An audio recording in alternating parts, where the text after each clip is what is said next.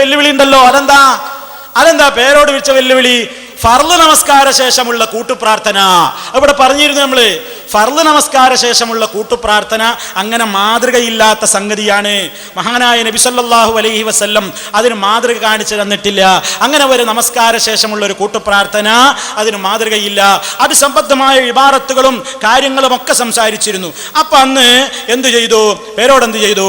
ഇബ്നുൽ ഖയ്യിമിന്റെ സാദുൽ മആദ് എന്ന ഗ്രന്ഥത്തിൽ നിന്ന് ഒരു ഉദ്ധരണിയാണ് വായിച്ച് കേൾപ്പിച്ചിട്ട് പേരോട് മുസ്ലിയാര് എന്താ പറഞ്ഞു എന്നറിയോ? മൗലവി, ആ ഉദ്ധരണിയുടെ അവസാനത്തിൽ കദുആഇൽ ഖുനൂതി വനഹ്വിഹി എന്നുണ്ട്. വനഹ്വിഹി എന്നത് നമസ്കാര ശേഷമുള്ള കൂട്ടുപ്രാർത്ഥനയെ സംബന്ധിച്ചാണ്. അല്ലെന്ന് തെളിയിക്കാൻ മുജാഹിദുകളുടെ കൂട്ടത്തിൽ ആൺകുട്ടികളുണ്ടോ എന്ന് ചോദിച്ചു. അന്ന് തന്നെ നമ്മൾ പറഞ്ഞു ആൺകുട്ടികൾ ഉണ്ടേന്ന് പറഞ്ഞു. അപ്പൊ ആൺകുട്ടികൾ ഉണ്ടേന്ന് പറഞ്ഞ മൂപ്പര് പറയണേ, മൂപ്പര് വേറെന്തിനോന്നാ വിചാരിച്ച്. മൂപ്പർക്ക് അതാ പരാതി.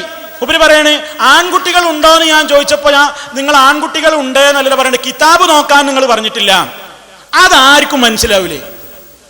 അത് ചോദിച്ചിട്ട് അതിന് മറുപടി ആയിട്ട് ആൺകുട്ടികൾ ഉണ്ടെന്ന് പറഞ്ഞാൽ പിന്നെ അതിനെന്നെയാണ്, പിന്നെ വേറെന്തിനാ കുറ്റ്യാടിയിലേക്ക് പ്രത്യേകം ചെല്ലാൻ പറഞ്ഞു പഠിക്കാൻ പറഞ്ഞ കാര്യത്തിനോ? എന്താണ് നിങ്ങൾ ഈ പറയുന്നത്? മനസ്സിലാകുന്നില്ല. അപ്പോ ഈ വെല്ലുവിളിയാണ് ഇപ്പൊ മുജാഹിദുകൾക്ക് നേരെ തൊടുത്തു വിട്ടത്. ഈ വെല്ലുവിളി മുജാഹിദുകൾ സ്വീകരിക്കുന്നു.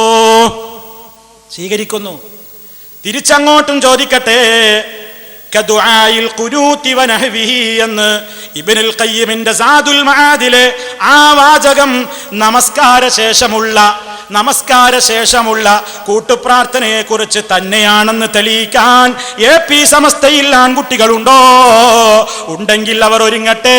അപ്പോൾ മുജാഹിദുകൾ അതിനെ നേരിടുന്നതാണ് ഇൻഷാ അല്ലാഹ്. പോരെ നിങ്ങൾക്ക് എന്നിട്ട് അതും